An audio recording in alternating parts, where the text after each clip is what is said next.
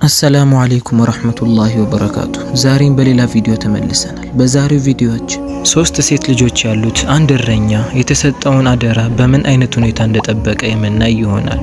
ቪዲዮውን እስከ መጨረሻው ድረስ ይከታተሉ። ቤተሰብ ካልሆኑ ሰብስክራይብ ያድርጉ፣ ላይክ በማድረግም ይጀምሩ።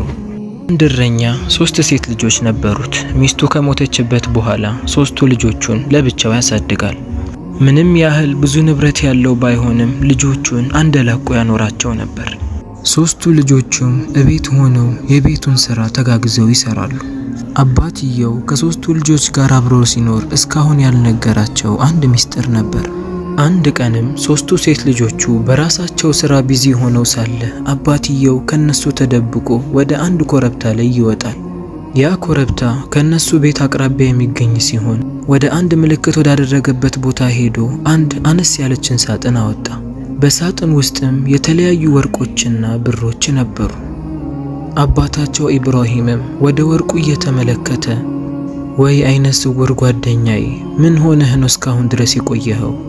የሰጠኸኝን አደራ እስካሁን ድረስ አስቀምጬልሃለሁ፣ ግን እስካሁን ድረስ አልተመለስክም። ምን ነክቶህ ነው? ምን አግኝቶህ ይሆን ይሄ ሁሉ ድረስ ንብረትህን ጥለህ የጠፋኸው? እያለ በትዝብት ያወራል። ይህንን በሚያደርግ ሰዓት ታላቅ ሴት ልጁ ከኋላ ሆና እየተመለከተችው ነበር።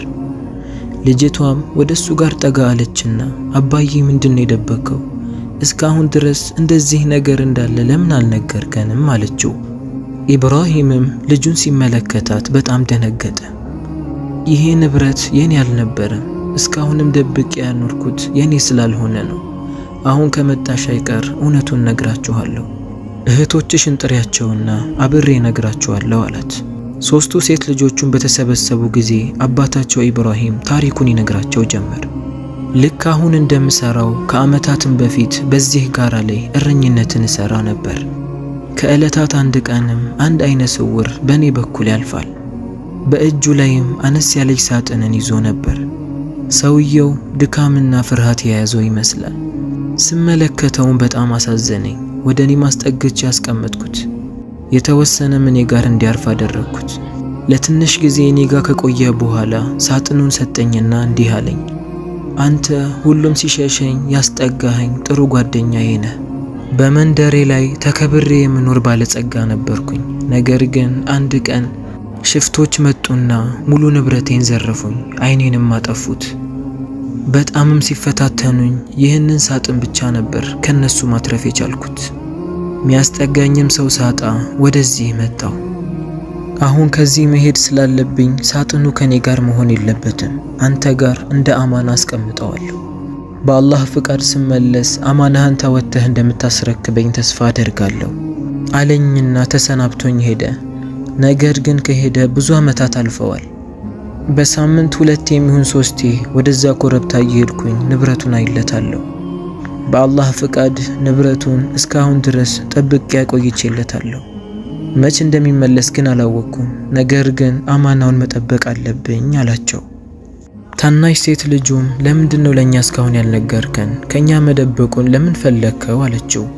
አባትየውም ያ ንብረት የሰው ስለሆነ ወደሱ ልባችሁ እንዳይከጅል ብዬ ነው እንጂ ከናንተ መደበቁን ፈልጌ አይደለም አላት። አንድ ቀንም ኢብራሂም በጎቹን አሰማርቶ ሳለ ያ አይነ ስውር ንብረቱን ፈልጎ ወደ ኢብራሂም ጋር ይመጣል። ኢብራሂምም ጓደኛው ከብዙ ጊዜ በኋላ ስለመጣ በጣም ደስ አለው። ወደ ቦታውም ፈጥኖ ሄዶ ያስቀመጠለትን አማና ይፈልገው ጀመር። ነገር ግን ከቦታው ያጣዋል። ይሄ ሁሉ ዓመት ንብረቱ በአግባቡ ተቀምጦ ነበር። ነገር ግን አሁን ንብረቱን ሲፈልገው አጣው። አይነ ስውሩ ጓደኛውም በቁጣ አማናህን አልተወጣህም ማለት ነው? አደራህን በላህ? ለጓደኛህ አደራህን በዚህ መልኩ ነው የምትመልሰው? እያለ ይወቅሰው ጀመር። ኢብራሂምን በድንጋጤ ወላሂ ንብረትህን እኔ አልበላሁም፣ እስካሁንም ድረስ ንብረትህን በአግባቡ ጠብቄው ነበር። ከተወሰኑ ቀናት በፊት እኮ ንብረቱን እዚህ ቦታ ላይ አይቼዋለሁ። አሁን ግን ስፈልገው አጣሁት። ማን የነካው?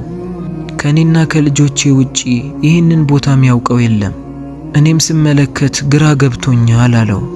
አይነ ስውሩም የኢብራሂምን ንግግር አላመነውም ነበር። ወላሂ ዳኛው ፊት ሄጄ እከስሃለሁ አለውና ወደ ዳኛው ጋር መሄድ ጀመረ። አይነ ስውሩም መንደራቸው ወደሚገኘው ዳኛ ጋር ሄዶ ታሪኩን አጫወተው። ዳኛውም የአይነ ስውሩን ንግግር ከሰማ በኋላ ወደ ኢብራሂም ዞሮ ስለዚህ ነገር ምን ትላለህ አለው።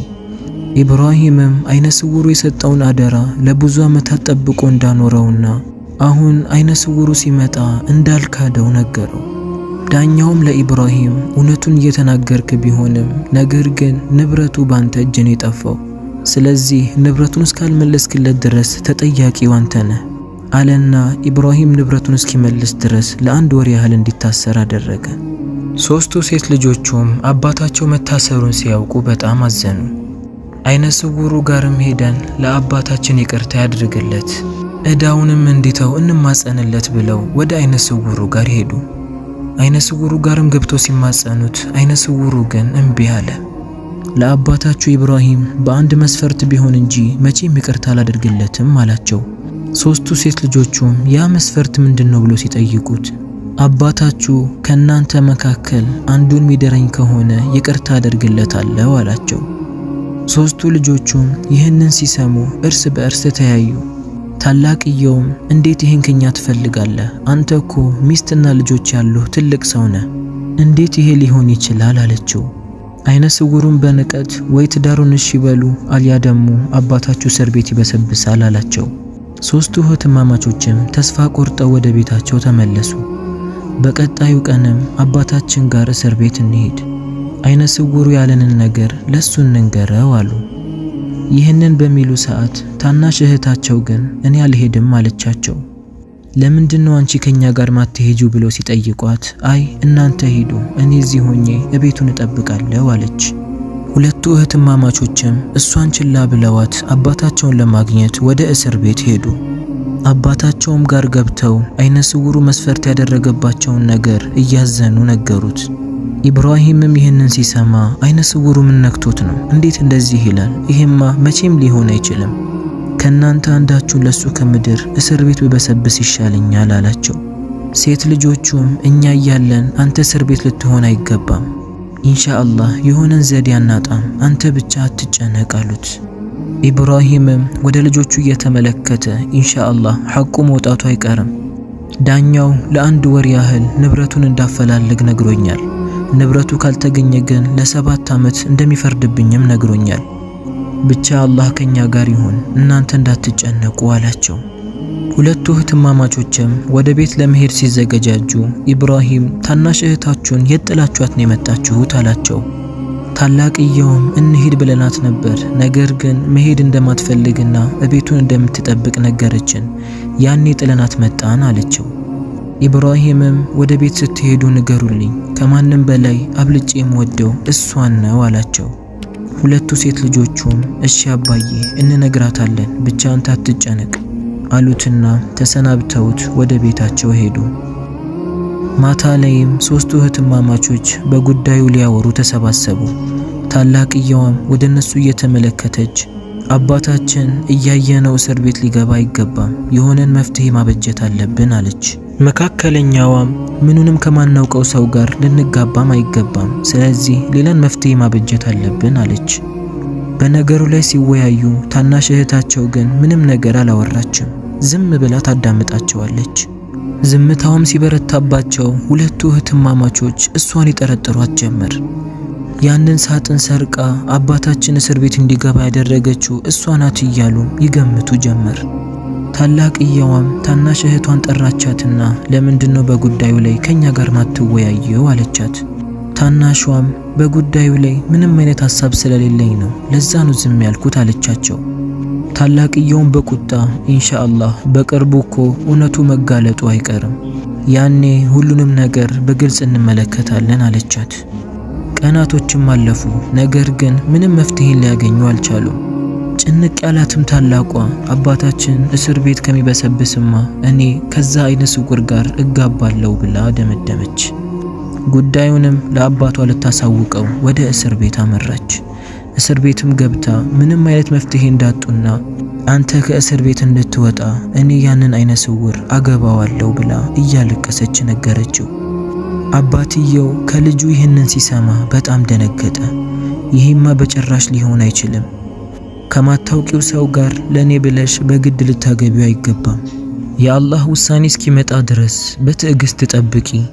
እኔ ሐቁ እንደሚወጣ በአላህ ላይ እርግጠኛ ነኝ። ተበድዬ መቼም አልቀርም አላት። ታላቁ ልጁም በሐዘን ተሞልታ ወደ ቤቷ ተመለሰች።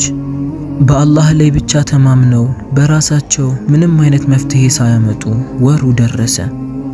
ዳኛው በዛ ሳጥን አስመልክቶ በአባታቸውና በዛ አይነ ስውር መካከል የሚፈርድበት ቀን ደረሰ። ሶስቱ እህትማማቾቹም በእዝነት ተሞልተው ወደ ፍርድ ቤት አመሩ። ፍርድ ቤት በደረሱ ጊዜ አባታቸውንና ያን አይነ ስውር ከዳኛው ፊት ቆመው አገኟቸው። ከተወሰኑ ደቂቃዎች በኋላም ዳኛው ወደ እነሱ ጋር ቀረበና ወደ ኢብራሂም እየተመለከተ አይነ ስውሩ የሰጠህን አደራ ባለመወጣትህ አሁንስ ምን ትላለህ ብሎ ድጋሚ ጠየቀው። ኢብራሂምም በአላህ እምላለሁ እኔ የሱን አደራ አልካድኩም፣ አንድም ቀንም በመጥፎ አስቤው አላውቅም፣ ከፈለክ ሁሉንም ታሪኬን እተርክልሃለሁ አለው። ዳኛውም ልትነግረን ያሰብከው ነገር ካለ ተናገር አለው። ዳኛ ሆይ እኔ የምኖረው ከ3 ሴት ልጆቼ ጋር ነው። ሚስቴም ጥላኝ ሞታለች። በቤቴ ውስጥ የተወሰኑ በጎች ነበሩኝ። እነሱን እያራባው ልጆቼን እመግብና አሳድግ ነበር። አንድ ቀን በጎቼን ላሰማራ በወጣሁበት ቦታ ሳላስበው እንቅልፍ ወሰደኝ። ከበጎቹም ተዘናጋው። በዚህ ሰዓት ተኩላ መጥቶ በጎቹን እንዳለ በላብኝ። አንዳቸውንም እንኳን ላስጥል አልቻልኩም። ይህንን ሳይ በጣም ነበር ልቤ የተሰበረው። እዛው ቁጭ ብዬ ማልቀስ ጀመርኩኝ። በድንገት ያ አይነ ስውር ወደ እኔ ጋር መጣ። በሰዓቱ አይኑ አልጠፋም ነበር። ወደ እኔም ጠጋ አለና ምንድነው የሚያስለቅስህ ብሎ ጠየቀኝ። እኔም መልካምነቱን ስመለከት ታሪኬን ሁሉ ነገርኩት። እሱ ማዘነልኝና አብሽር እኔ 5 በጎችን እገዛልሃለሁ፣ እነሱን እያረባህ እንደገና ህይወትህን ትቀጥላለህ አለኝ። መቀበሉን ባልፈልግም ነገር ግን ግዴታ ስለሆነብኝ እሺ ብዬ ተቀበልኩት። ባደረገልኝም ጥሩ ስራ አመሰገንኩት። ከዛም አላህ እሱን ሰበብ አድርጎልኝ ህይወቴን እንደ አዲስ መምራት ጀመርኩኝ። ለልጆቼም ይህንን አልነገርኳቸውም ነበር፣ ምክንያቱም ይጎዳሉ ብዬ ስላሰብኩ።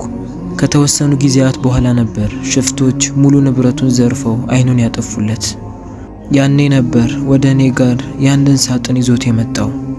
ለተወሰኑ ጊዜያት ከዚህ መራቅ አለብኝ ብሎ ይሄንን ንብረት አንተ ጋር እንዳማና ይቀመጥ ብሎ ሰጠኝ። እኔም እሱ ጥሩ ውለታን ውሎልኝ ስለነበር በዚህ አስደስተዋለሁ ብዬ ነበር።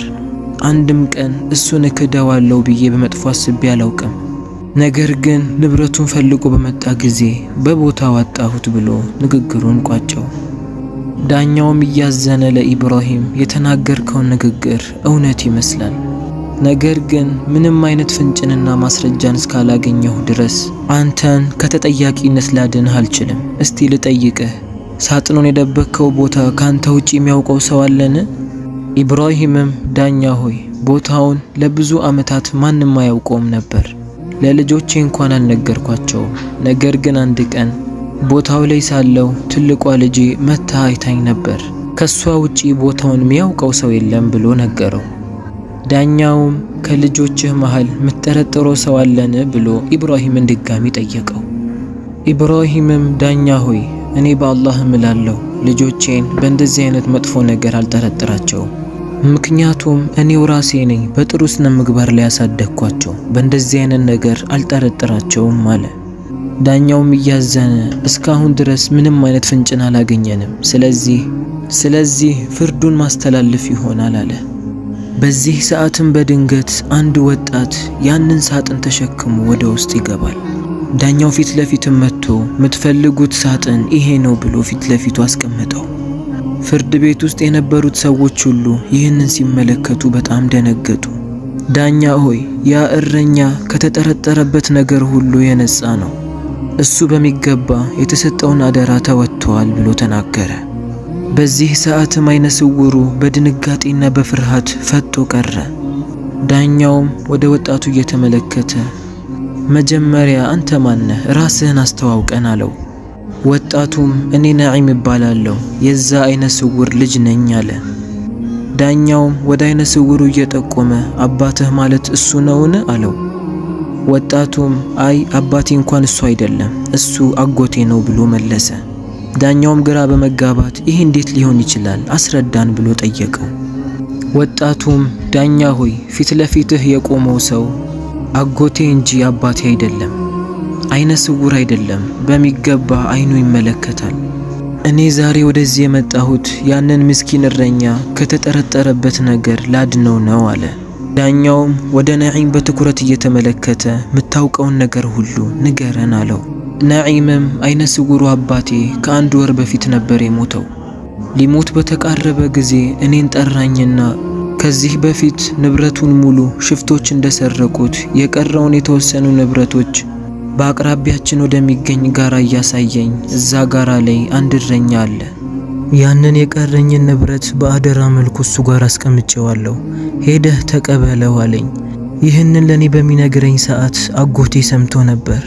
ንብረቱን የመዝረፍ ሐሳብም ልቡ ላይ ውል አለበት። ከዛ ቀን ጀምሮ ወደዛ ጋራ እየሄደ በድብቅ ያንን እረኛ ይከታተለዋል። ቦታውንም ባወቀ ጊዜ እኔን በቤት ውስጥ አሰረኝ። በማታም ተደብቆ ወደዛ ቦታ ሄደና ንብረቱን ዘረፈው። የሚገርመው ነገር እሱና አባቴ ይመሳሰላሉ።